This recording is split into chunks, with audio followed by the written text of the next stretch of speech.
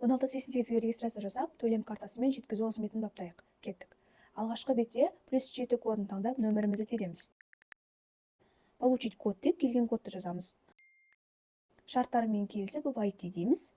Міне қосымшаға кірді. Енді басты бетте оплата дегенді басып, банк картасын таңдаймыз. Visa, MasterCard. Карта деректерін енгізейік. Карта тіркелді. Енді адресті таңдап көрейік. Төменде личный батырмасын басып, жоғарыдағы логиннің сол жағында значокқа басамыз. Шыққан беттен екінші пункт. Адрестің иконкасы бар қатар таңдап, новый адрес получения дейміз. Деректерді енгіземіз. Мұнда регион деген жерде другие дегенді бассаңыз, Қазақстан шығады.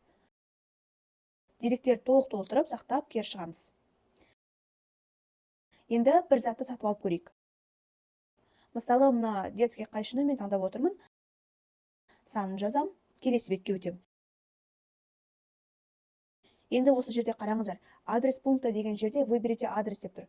Бұл жерде жаңа посттың өзіңізге жақын бөлімшесін таңдайсыз. Сосын отправить заказ, оплата картой. Міне төленді, тапсырыс обработкаға қабылданды. Тауарды жібергенде грузовичкте тұрады, қабылдап алғанда отзыв бөліміне келеді. Бар осы, сәтті сауда болсын.